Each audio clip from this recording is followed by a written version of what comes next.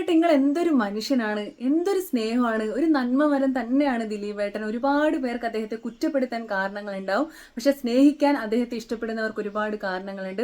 ഉറ്റ സുഹൃത്തിന്റെ കുടുംബത്തിന് 16 വർഷം താങ്ങും തണലും കരുതലും കാവലാളാകുക എന്ന് പറയുന്നത് ചെറിയൊരു കാര്യമല്ല. ഹനീഫിക്കയുടെ കുടുംബത്തിനെ 16 വർഷമാണ് അദ്ദേഹം നോക്കിയത്. അദ്ദേഹം നോക്കിയെന്ന് പറഞ്ഞാൽ ഹനീഫിക്ക് ഒരു അഭിമാനിയായിരുന്നു. അതുകൊണ്ട് പൈസ വെറുതെ ഒന്നും സ്വീകരിക്കുന്നത് അദ്ദേഹത്തിന് ഇഷ്ടമല്ല. അദ്ദേഹത്തിന്റെ മരണശേഷം അദ്ദേഹത്തിന്റെ ഒരു ഇന്നോവ കാറ് ദിലീപേട്ടന്റെ സൈറ്റിൽ ഓടിച്ചോട്ടെ, ലൊക്കേഷനിൽ ഓടിച്ചിട്ട് അതിന്റെ ഒരു റെന്റ് തരാമെന്ന് പറഞ്ഞിട്ട് 16 വർഷം അദ്ദേഹം ജയിലിലായിരുന്ന സമയത്ത് പോലും മുടങ്ങാതെ ആ ഒരു തുക ഹനീഫിക്കയുടെ കുടുംബത്തിന് എത്തിയിരുന്നു. ഇപ്പൊ ഹനീഫിക്കയുടെ കുടുംബം 16 വർഷത്തിന് ശേഷമാണ് വാടക വീട്ടിൽ നിന്ന് സ്വന്തം വീട്ടിലേക്ക് പോകുന്നത്.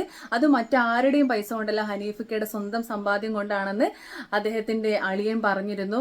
അളിയൻ ദിലീപേട്ടനെ കുറിച്ചൊക്കെ പറഞ്ഞത്, ദിലീപേട്ടനെ പോലൊരു മനുഷ്യൻ വേറെ ഉണ്ടാകുമോ എന്നാണ് ചോദിച്ചത്. അത്രക്ക് സ്നേഹമായിരുന്നു.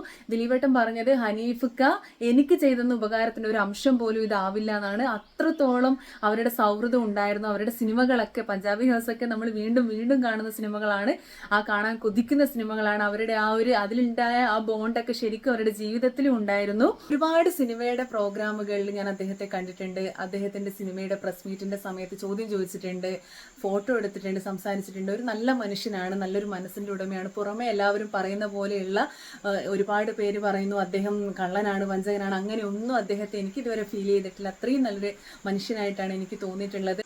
ജനപ്രിയൻ എന്നൊരു പട്ടം വെറുതെ നൽകിയതല്ല, ജനങ്ങൾ അത്രത്തോളം സ്നേഹിച്ചുകൊണ്ട് ജനങ്ങൾക്കിടയിൽ അത്രയും പ്രിയപ്പെട്ടവനായതുകൊണ്ടാണ് അദ്ദേഹത്തിനെ ജനപ്രിയൻ എന്ന് വിളിക്കുന്നത്. ഞാൻ കണ്ടതിൽ വെച്ച് ഒരു അഹങ്കാരിയല്ല അദ്ദേഹം, കണ്ടതിൽ വെച്ച് ഏറ്റവും നല്ലൊരു മനുഷ്യൻ കൂടിയാണ് അദ്ദേഹം.